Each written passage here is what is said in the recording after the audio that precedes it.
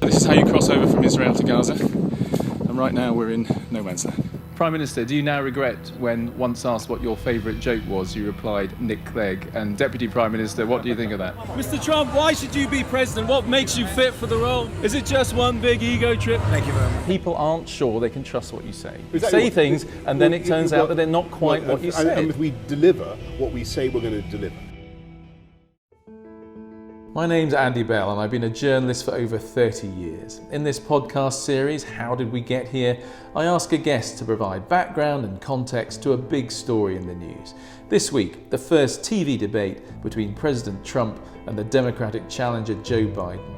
I've been speaking to Laura Schwartz, analyst and former advisor to the Clinton presidency. What did we find out about the two candidates from this bad-tempered standoff? And after a couple of days for America to reflect, has that fractious 90 minutes changed the race? I caught up with Laura as she was preparing to board a plane at Chicago's O'Hare Airport. Laura Schwartz, first of all, we've had a little bit of time to digest this. Regardless of who they may vote for in the end, are Americans feeling any better about what they saw on Tuesday night? I think Americans are feeling worse about what they saw at the debate night. You know, this is the first of three debates. They're already talking about reformatting the next two because the first one really was disastrous. And I really believe not only the American people lost out, but American democracy really lost out that night. It really took the whole process of running for president on policy and platforms and character to a very low level. Okay, what about President Trump, though? From his point of view, did he succeed in destabilizing his opponent? Oh, President Trump thinks he won. He was elated when he walked off stage, and we've seen him appear at rallies since talking about how he just slam dunked that debate. But if you look at all of the instant polling with the focus groups that we're watching, and especially we're talking about undecided voters, right now in America, there's about 14% of Americans that said that they would change their vote before Election Day. And there's only about 4 to 5% that weren't sure on who they were going to vote for. So I don't think President Trump won any of those folks over, because the ones that he's losing from his base that he was able to bring over last time to put him over the top in 5 pivotal battleground states were white suburban women. And when you looked at the issues he talked to, when he talked to any issue at all, it really alienated them. And I think that's going to be really tough for him to get back. Didn't he score a little bit of a hit on Joe Biden when he got onto law enforcement and he said, hey, you know, there isn't even a single law enforcement organization that would back you? I mean, that is the sort of thing that, say, white suburban mums would care about, you know, law and order, isn't it? Well, except his law and order message hasn't worked. You know, he took that to Kenosha, Wisconsin, after the police shooting of a black man. And his numbers, instead of going up in Wisconsin, Donald Trump, for just coming in with the law and order message, went down.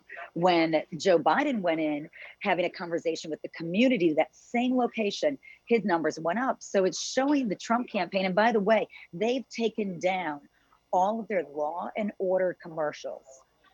The Trump campaign has found out that that is not a winning issue for them. It's not turning the voters that he needs over to him. So he loves going off on that message, but it gave Joe Biden an opening to say, I don't want to defund the police. You know, Trump said, you know, you want to defund the police. And he said, no, I clearly do not. It's you, sir, that cut, I think it's like $450 million from police funds federally. So I don't think that I think it works great with his base. It works great with his base, but his base has never left him. He needs to go more to those that tap their toe into the Donald Trump water. And like I said, it's by the numbers, and we're just not seeing movement for him on that. He needs to stick to the economy and bring everything that comes up in a debate back to the robust economy that America was enjoying before COVID. That's where he's strong, and that's where folks want it in their pocketbook. I'm just going to push a little bit more on this idea, because it did seem a couple of times that Joe Biden was at least rattled by his opponent. I mean, the fact that he resorted, you know, within 15 minutes he was saying, you know, would you shut up? And then he referred to him as a fool and a liar and a clown. Wow. I mean, do you think that was a great look for Joe Biden? I don't think it hurt. I think Joe Biden had to brush it off. And quite honestly, I think he took a lot from Hillary last year. So let me just back up to 2016. Donald Trump's looming over Hillary. She has said very openly in many forums since then, maybe I should just turn around and told the guy to get back to his side, but she didn't. She just stuck to policy. And even though people thought she won the debates, it didn't help her. It didn't help her in the end. And then you've got George W. Bush when he was practicing to debate Vice President Gore back in 2000. They knew Gore likes to walk around the stage, and they had George W. all prepped for it. And sure enough, Gore walked over towards him, and George Bush just looked at him. He's like, "Yeah, what up?" And kept going with his answer. So when they did prep Joe Biden this last week, they knew that Trump is gonna, you can't fact check him all the time. They knew that he was going to come at him with a lot of stuff, and they said just keep your cool, brush it off, call him the clown that that he was looking like. So I think he handled that pretty well because he didn't get as caught up in it as, for example, the primary challengers to Trump did back in 2016 when they tried getting in the fight and when they let him take over the conversation and be the dominator in a way that just shot him down. That's when they lost. I think Joe, by brushing it off, kind of gave the connotation that, hey, listen, it's not worth my time. You're not worth my time. The American people are. And that's what Donald Trump should be doing more. He should look into that camera and address the American people. And that, because a lot of this is semantics, Andy. And if you're watching, even if you're watching on mute, if you see the candidate looking into the camera, it shows honesty, it shows character. I mean, that's easy enough to do. There are areas for him to improve.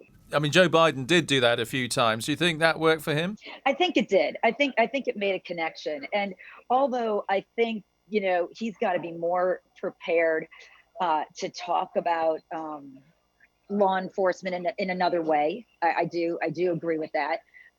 He talked about it in not wanting to defund the police and dinging Trump on taking funds away, but he does need to have, a law and justice message. Really, the justice message will go a long way. But when he did speak about healthcare and people with a family member gone at their table, as we've reached over 200,000 dead in our country and 7 million infected with COVID. And the CDC, our government agency, said it could be 4 to 5 times that. He really was able to appeal to healthcare in a very congenial way. And because here in America, on November 10th, just shortly after the election, the Trump administration has brought a suit that's now before the Supreme Court to repeal the Affordable Care Act, which would cost people their health care. And so he was able to cut through on some of those issues. What do you think was the best hit that Joe Biden got in? I don't think that there were any big punches laid by Joe Biden. I will tell you that, right now. I don't think that there were any big hits. He was able to bring up Trump's reported words calling the veterans and military, losers and suckers. He was able to get in healthcare, which is a big thing for them. So I think he got in a few of the policy points that they wanted to make sure that he did. I think one of the best moments, though, for Joe Biden had nothing to do with policy, and it was completely unrehearsed or prepared.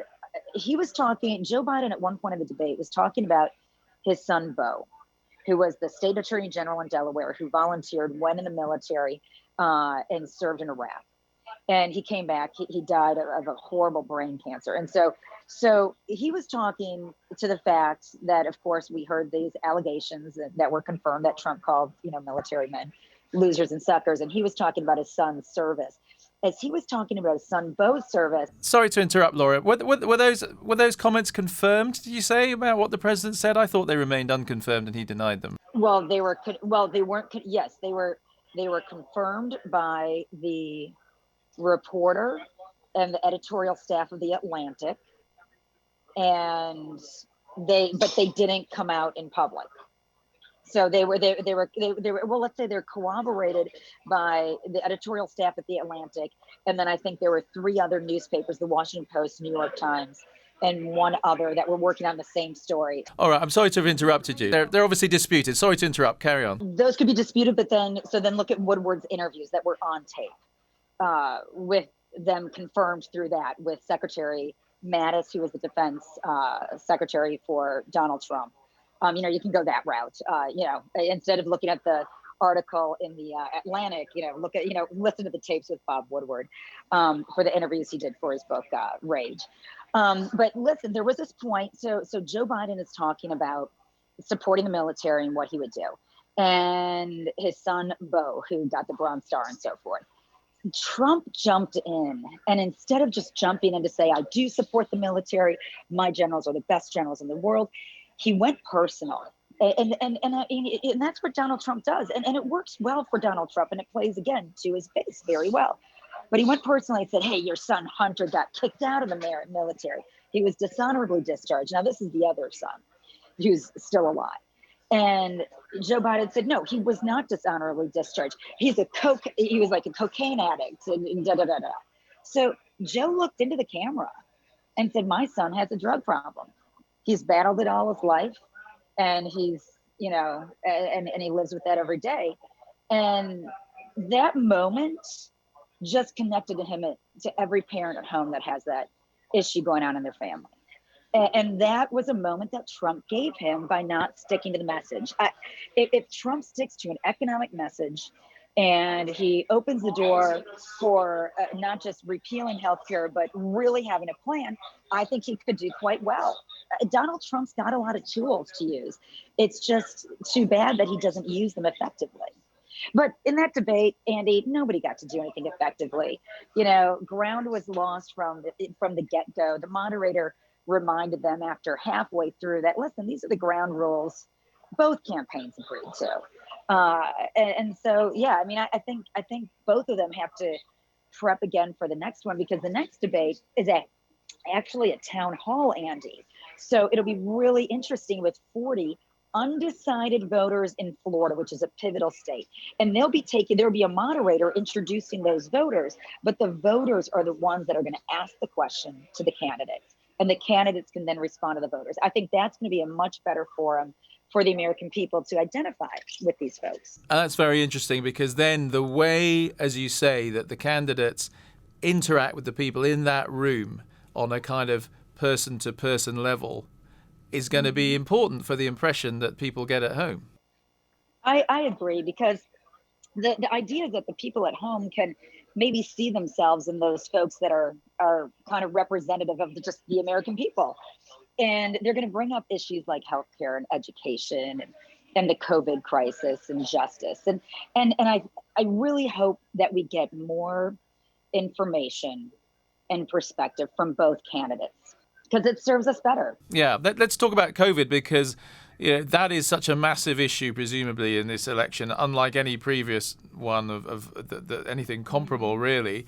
Do you think the president made any headway in terms of changing people's minds about how he's handled that? No, I don't think he has, and we're seeing that the polls don't show it either.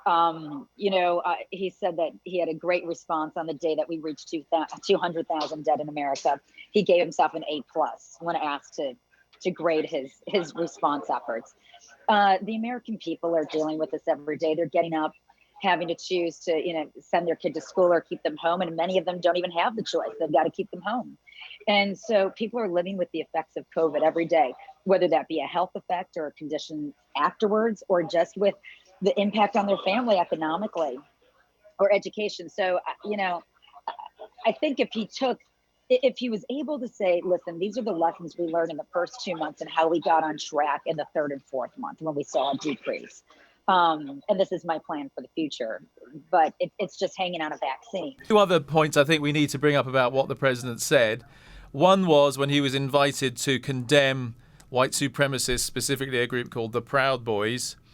What did you make of the way he responded to that? He totally missed it. It was a layup. All he had to say is, I, of course, condemn white supremacists. Of course. We're all equal in this country. And my goals and my agenda aim to do just that, even if the results don't bear that out. If he could just say that, it certainly would go a long way. And then not double down on it the next day.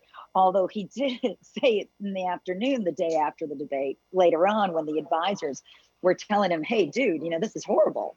You gotta say something. You got a lot of pressure from other candidates running on the Republican ticket in the Senate are feeling a lot of pressure back in their home states. Well, you denounce white supremacy, don't you? And so of course they say, yeah, of course I do. But the guy that you're cozied up to didn't. So he got the message yesterday afternoon and then basically said, well, I don't know who the Proud Boys are. But didn't he use their slogan? Yeah, he's like, I don't know who the Proud Boys are. He did the same thing with when David Duke endorsed him, who was the head of the KKK back in 2016. He's like, oh, I don't even know David Duke. But you go back a couple years and you can see that he talked about David Duke specifically in an interview with full knowledge of him being the grand wizard of the KKK. And so I really, he gets in his own way. And when you look strategically, he could be bringing everything back to the economy if he could just stay on message. And that people are willing to vote for him on the economy. If they're voting, if the American people see coronavirus as an economic issue, then Trump can win on that. If they see the coronavirus as a health issue and the bungled response, they're going to go with Joe Biden. So there is an avenue here for Donald Trump to regain ground. The question is he going to be studious and stay on that path? It's hard for him. And the other point I think we have to mention is where he was asked about the result when it came in November and accepting it. What did you make of what he said to that? Well, he told the Proud Boys to stand back and stand by. And he completely refuses to accept any election that doesn't have him as the winner. And he even said in response to a question that, well, so do you see that, going to the Supreme Court, for them to decide? And he actually said, I count on it. And he just dropped that in. And there were so many other things from the debate that have gotten a lot, like the white supremacy comment and things like that. But it's like, I count on it because right now in America, with the vacancy left by the death of Ruth Bader Ginsburg, it's been a controversial appointment just for basically having the appointment within an election while the election has already started. Early voting here in America started a few weeks ago. So the majority of states have early voting or mail-in balloting happening now. And so, there's controversy surrounding that about stacking the court, but it's right when we know this is going to be a very contested election. Trump has been saying this, not just at the debate night, but he started this throughout the summer, in fact, saying that maybe they should be delayed, the election. So yeah, it's going to be a fight. When you think back to the Gore-Bush issue back in 2000, you had one state, Florida, that was contested, and that alone took 5 weeks to do 4 recounts, and then it went to the Supreme Court, and they said nope, George W. Bush is the winner. Gore though conceded immediately the next day. Now think about if all 50 states are going to be in that situation. They're going to be lawyers are well in business. And in the meantime, as you say, he's got his pick for the ninth place on the Supreme Court, who could well be in place by the time that decision has to be made if it gets to the court. She can be in place before Election Day. Right now with the Senate docket, they're going to bring her to the floor earlier rather than later, around like October 12th, 13th. And they want to have her confirmed the week before the election. And they've got the votes to do it.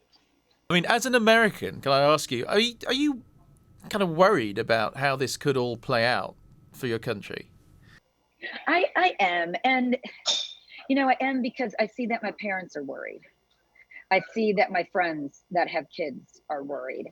I've seen it from the side of democracy where I served President Clinton for those 8 years. And I asked him during his reelect in 96, I said, what do you think about Bob Dole? Really? And it was just us. He said, Laura, I love running, not against, but with Bob Dole, just like I did with George H.W. Bush, because we may have different solutions that we're offering, but we all acknowledge the problems and we sincerely want to make those better. We just have two different ideas of how to do that. And that's what it used to be. It was a sharing of ideas to make America better, that you truly believed in why you were saying what you were saying. And you felt that, okay, This is a system that's going to work. No matter what, they're going to be for the people. And we just don't see that unfolding. The decency has been stripped away. And, when you look at the foundation of politics, it's messy. It's always been messy. But in the end, it's always been about America, not just somebody's ego. And it's been very difficult to watch this. And know that this new generation of voters, these next generations, they have not witnessed, George W. Bush standing on that mound of rubble at World Trade Center and talking about how all Americans are equal, Muslims and, everything. And it's too bad, It's too bad that they aren't seeing that now. All right, look, Laura, we're going to come to an end now, but I just wanted to ask you, do you think that these debates, you've touched on it slightly already in terms of the first one, but maybe over all three, do you think they could have the capacity to really move things and make a big difference in the result? No, I don't. I think it could do some damage to either one. Like if Joe stumbles too much over his words, people think, oh, he looks weak. And if they're on the cusp, that might change their mind. Those that are kind of sick of Donald Trump are just getting that reaffirmed. Like I said, it's a very small amount of folks in this country that are waiting to make the decision. And that groundwork has to be done just like that, on the ground, talking with the community, discussing your programs and how they're going to affect them. That retail politics, even though they can't shake hands right now, I think that's important. Talk directly to the people. Okay. Are you looking forward to the next two debates? I'm looking forward to the town hall because, again, of that dynamic with real people, if you will say. But that third debate, I'm not looking forward to. If it's going to be anything like the first one, I say they just cancel it. I don't think it does anybody good. And, we're not the only ones watching. The world is watching. And I still have great hope for America, and I wouldn't want to live anywhere else. But I don't think the best is on display at the moment. Laura, thank you very much for talking to us for this edition of How Did We Get Here? And we'll let you get your plane now. Take care. Thank you, Andy. Laura Schwartz, hoping for a bit more substance in the next TV debate. Please feel free to rate, review and share this podcast. If you have any ideas for this or for any other podcasts, you can email me on andy.bell@itn.co.uk. I'm tweeting at @AndyBell5News. Thank you for listening to this edition of How Did We Get Here? There'll be another along soon.